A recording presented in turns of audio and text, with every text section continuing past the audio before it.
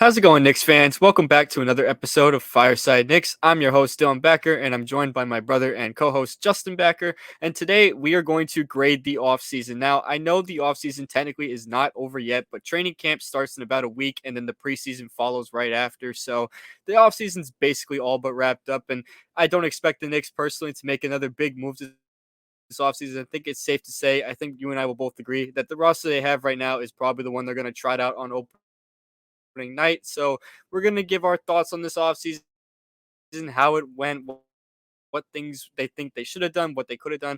All doesn't let him start this off. So go for it, my man. Yeah, like you said, the offseason technically isn't over, but for the Knicks, it's basically over. I don't think they're going to make any other moves in these next 8 days or however many days are left before training camp starts. I don't anticipate anything happening. I think this is how they're going to roll the next season. So let's get into it. So my grade for their offseason is a B. Now, I could have gone higher, made it a B plus. I could have gone lower, made it a B minus, but I'm going to go with a B. I don't think it was a bad offseason, but I also don't think it was a great offseason. Now, and I'll tell you why. So the pros, they signed Dante DiVincenzo to a pretty cheap deal. I think that was a really nice move, really good depth piece. He's going to play on the bench alongside quickly. He can start if he has to. So, I think that's a good signing.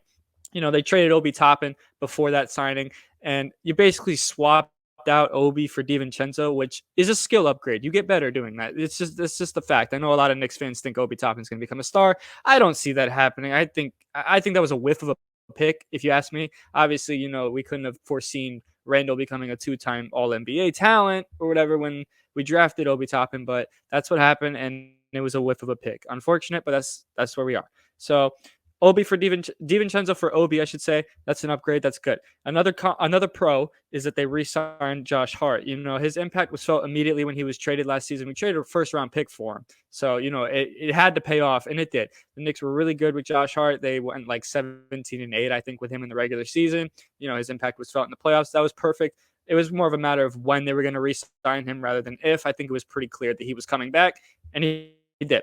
Now, the cons, this is where, this is the bad part. So, in my opinion, they never addressed the backup power forward situation, which, obviously Josh Hart's probably going to take up that role, but it leaves you a little limited. You don't have many options. It seems like they're still going to go with a 9-man rotation, which was great last season. But I feel like that, you run the risk of, you're limited if someone gets injured. You could run these guys into the ground. And also, it could be a bit of a size issue. I know Josh Hart plays a little bit bigger than his actual stature is, but as we saw with Team USA, that team struggled with a lot of their size issues, and Josh Hart was playing a lot of the big forward minutes for Team USA. Obviously, Team USA is not the Knicks; it's a different situation, but it could cause some size issues on the team, and you don't want that. I feel like they should have maybe at least addressed that position a little bit, maybe explore some outside options, anything, but it seems like they kind of just ignored it and said, okay, Josh Hart, you're going to play that position. Hopefully it works out. I feel like it can work out, but it could also go horribly wrong. So we'll see how that pans out.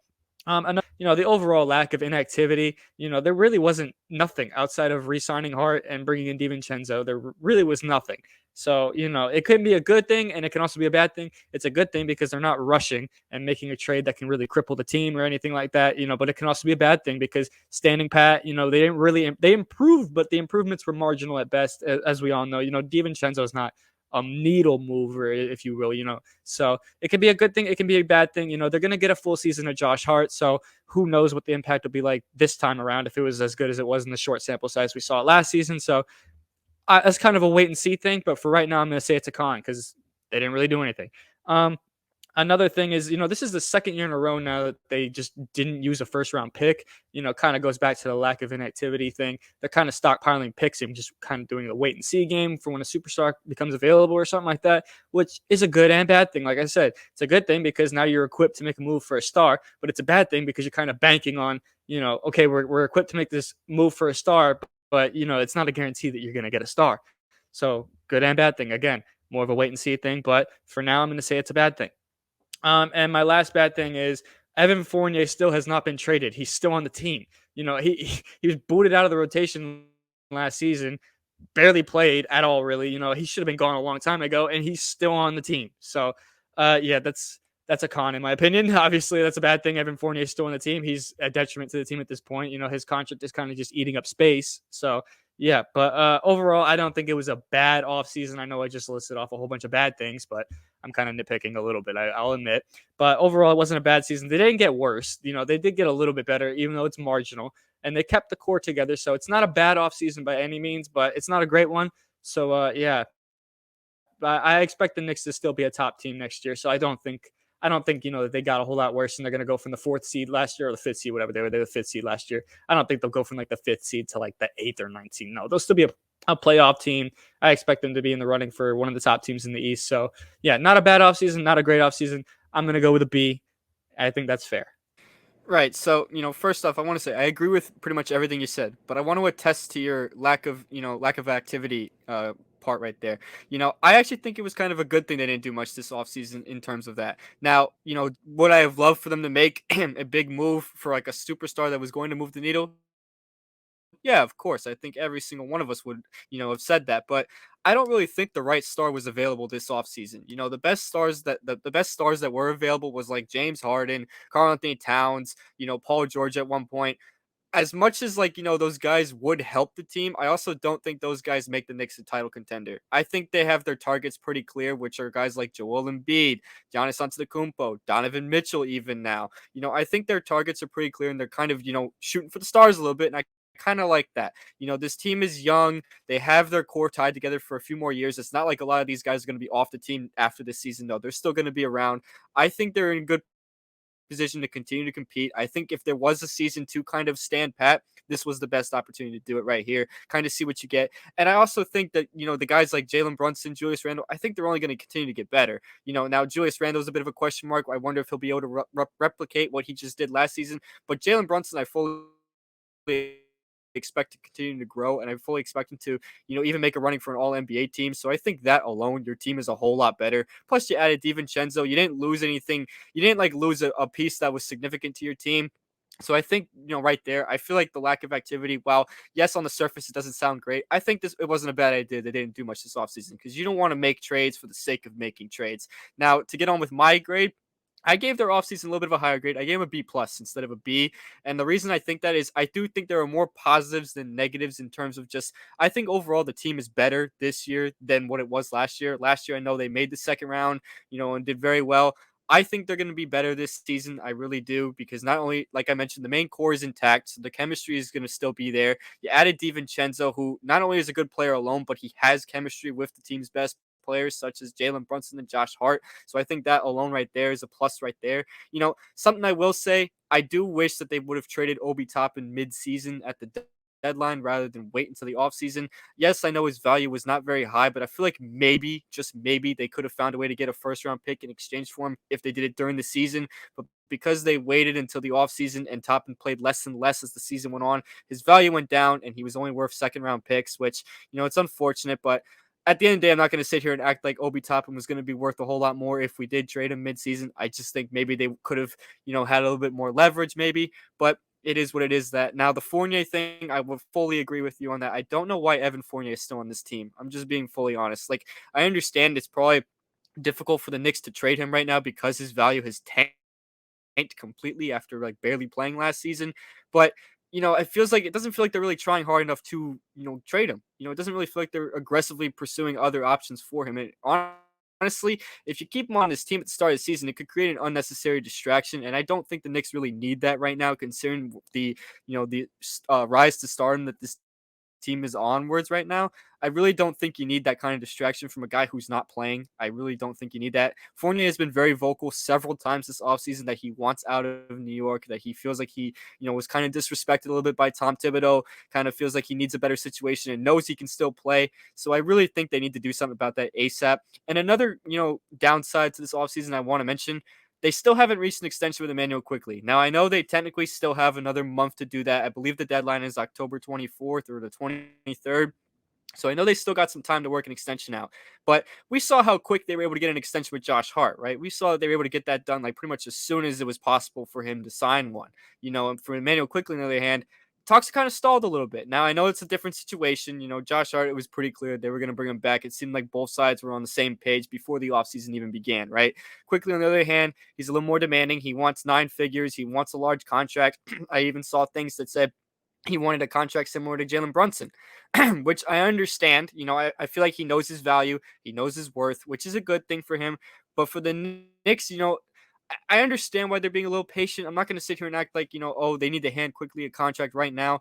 No, I kind of understand why they're being a little patient. They want to see, just if they can find the right price because I will admit, if they hand quickly $100 million contract, he would be the fourth guy on the team making $100 million plus, and that would be a lot. And you would also be paying a combined total value of $180 million to two guys on the bench if you include Josh Hart's contract, which would be a lot. That would be a lot for some bench guys. And I understand if the Knicks feel a little differently, about signing quickly to a large contract than a different team might feel, but I do think though that if the Knicks do really want to bring him back, they would be a little more aggressive and kind of, really try to work with him and get these negotiations kicked up because I mean the season starts in a month and preseason starts in like 2 weeks. You really want to get something now because who knows? What if Quickly, has an amazing season this season, and then the Knicks are completely out of the running for bringing him back because now his value has gone up and they can't afford to bring him back because the Knicks are not in the most fantastic cap space situation in the world. We need to remember that. They're not necessarily hard capped, but they're not exactly the most flexible either. You know what I mean? So that's something that we need to watch for, and I do think that's something that maybe could have been addressed a little bit better, but I don't think it's detrimental. Out of all things, like I mentioned before, I think this offseason had more positives than negatives overall. Like you mentioned, you added DiVincenzo for Toppin, who wasn't really playing. DiVincenzo is obviously going to have a much larger role than Obi Toppin ever had on the Knicks, and a more impactful role at that. So I think that alone is a humongous positive. I think that alone, raises the grade a little bit. Now, I understand if some Knicks fans feel like this is like a meh offseason, if this was like a C grade or something like that. I understand, because as Justin alluded to, there wasn't a whole lot going on. But I think, even with that lack of activity, I don't think it was a bad thing. It would have been really bad if they shelled out a bunch of our assets or our financial resources for a guy that doesn't really move the needle. A guy that doesn't make us title contenders, a guy that doesn't really make us that much better than we were last season. And I know the Knicks only made marginal improvements right now, but the team is still young. And like I said, and clearly they have their targets set for guys that could potentially become available next offseason, such as, your Joel Embiids or your Donovan Mitchells, guys like that. Superstar players that will make a difference and instantly turn you into a contender right away. And I like that. I like that.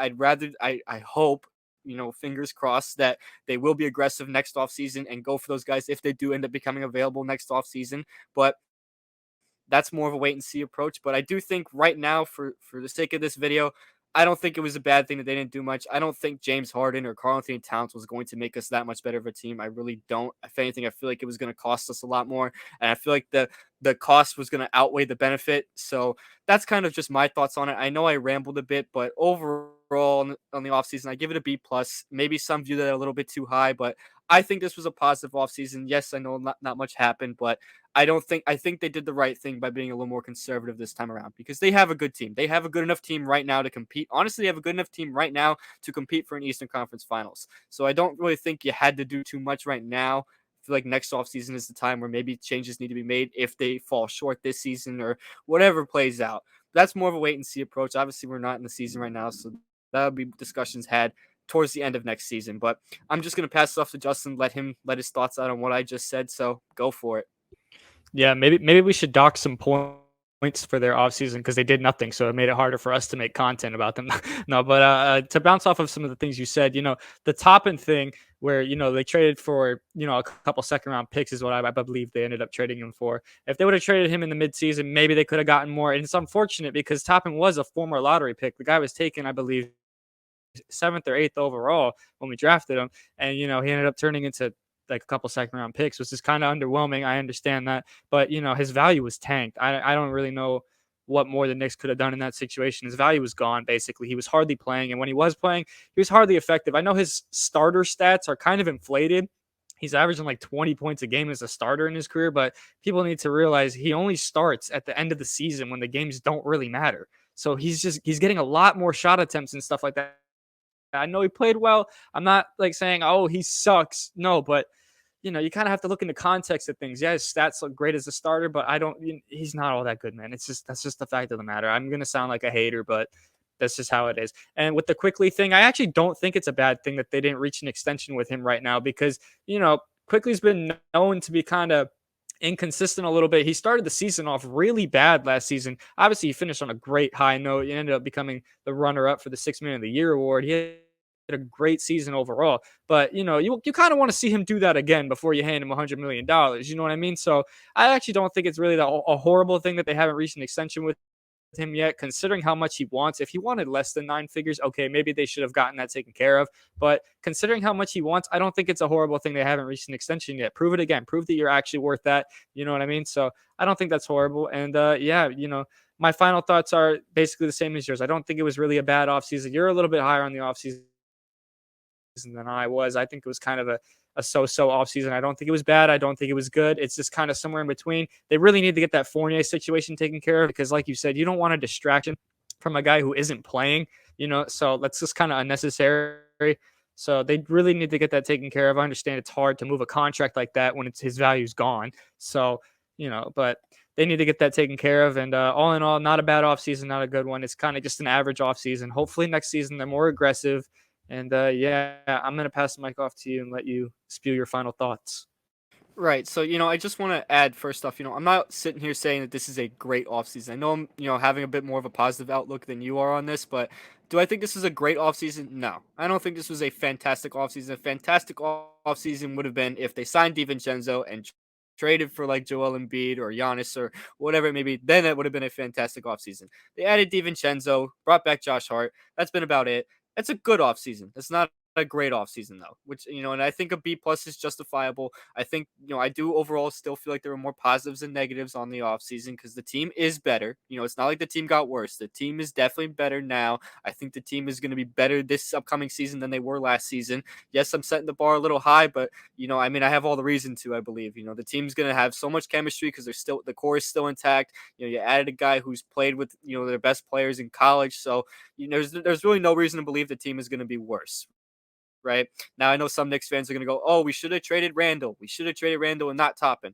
I think trading Toppin was the right move. Julius Randle was an All NBA forward. You can't just let that go for pocket change. All right, Julius Randle is an impactful player, and he impacts winning. Straight up, he impacts winning. I know some guys are going to disagree because of the whole playoff duds, but we got to remember this team was never in the playoffs at all until Julius Randle became good. So I'm just going to leave it at that. But overall in the offseason, yeah, the quickly thing I want to add on that because I know you mentioned that it's not like a horrible thing that they haven't reached an extension. It's a fair point. It's a fair point. I just think, if they wait too long, if they don't reach one before the season begins, because if they don't reach one before that deadline, they can't extend them. They have to wait until, he hits the restricted free agent market. Now the Knicks will obviously have the upper hand in that case because they'll be able to match any of the team's offer. But, if his value goes up and the Knicks can't afford it, then it becomes a problem. And if Quickly doesn't want to become a six man anymore, that also becomes another issue. Those are stuff, though, that's all speculation. None of that stuff is like confirmed issues. So, we'll just have to wait and see on that. But I kind of agree, maybe see what he does again this season, see if it really is worth giving a guy who, quite frankly, is going to be limited to a bench role as long as he's on the New York Knicks because he's not going to play over Jalen Brunson. It's that simple. So, it's probably a good idea to maybe see if he's really worth that kind of money because I know it's a lot of money. I understand it. Me personally, I think maybe that if they really wanted to bring Quickly back, though, they would do it as soon as they could. And now we're only a month away from the season beginning and only 2 weeks away from the preseason beginning, and he still doesn't have an extension, which could possibly even create another a distraction. Not to the same degree as the Fournier stuff, of course, but all eyes are going to be pointed to, oh, Quickly's playing like this in a contract year, whether it's good or bad. So, that's just another thing to see. But, overall, I think a B plus is justifiable. I know some Knicks fans might agree, some Knicks fans might disagree. There's probably going to be more people that disagree, and we'll have it a little lower because of the lack of activity. And I understand it. We come on here to agree to disagree. So we just want to hear what you guys got to say in the comment section below. So make sure you do that. Make sure you guys leave a like and a comment on this video. Make sure you follow us on all of our social platforms. We're on X, which is the same thing as Twitter. We're on Instagram, TikTok, Facebook, and of course, this YouTube page. The audio versions of these podcasts are going to be on Spotify and Apple Podcasts. Make sure you leave us a 5-star rating on those. Let us know what you think about this offseason. Training camp is just around the corner. I cannot wait to cover the season. It's going to be a lot of fun. And yeah, with that being said, we will see you guys in the next Fireside Knicks episode. Peace out.